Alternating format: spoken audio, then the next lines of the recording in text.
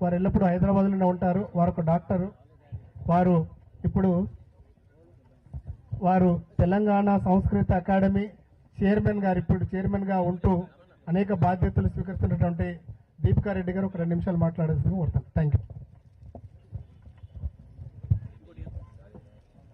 నమస్కారం.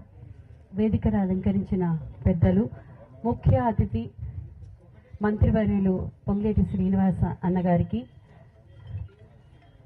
వేం నరేందర్ రెడ్డి గారికి, మన ప్రభుత్వ సలహాదారులు, అలాగే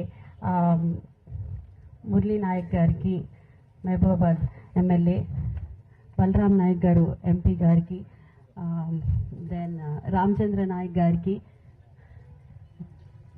మా అన్నయ్య రగన్న రఘురామ్ రెడ్డి గారు ఖమ్మం ఎంపీ, అండ్ కలెక్టర్ గారు, ఎస్పీ గారు, అండ్ మన వినోద్ అన్న గారికి, రవీందర్ రావు గారికి, బసవయ్య సారయ్య గారికి, తదితర పెద్దలందరికీ నేను నా నమస్సుమాంజలను అర్పించుకుంటున్నాను. మా తాతయ్య గురించి ఎంత చెప్పినా తక్కువే అని నేను ఎప్పుడు అనుకుంటుంటాను. ఎందుకంటే 55 ఏళ్ళైంది వారు చనిపోయి. అయినప్పటికీ కూడా ఈరోజు ఇప్పుడే పొద్దున మేము జమలపల్లికి వెళ్ళాము.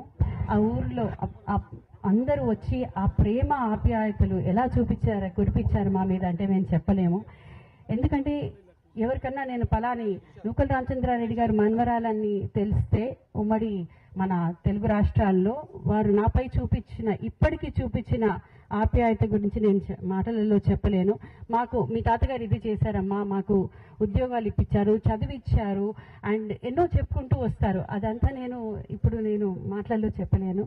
వారు మురళీ నాయక్ గారు చెప్పినట్టు వందే మాత్రంతో సాగిన వారి ప్రస్తావన, ఈవెన్ రజాకార్ మూమెంట్లో ఎంతమందిని కాపాడారు అని ఎంతోమంది నాకు చెప్పడం జరిగింది. అండ్ అలాగే వారు మంత్రివర్యులు ఉన్నప్పుడు ఎంత చేశారో, అప్పుడు ఫస్ట్ టైం రెవెన్యూ మంత్రివర్యులు, ఇప్పుడు మనకు శ్రీనివాసన్న కూడా రెవెన్యూ మంత్రివర్యులుగా రావటం చాలా ఆనందం. అండ్ అది కాకుండా వారు అపోజిషన్ లీడర్ కూడా ఉన్నప్పుడు ఎంతో చేయటం జరిగింది మన తెలంగాణ ప్రజల కోసం అని నేను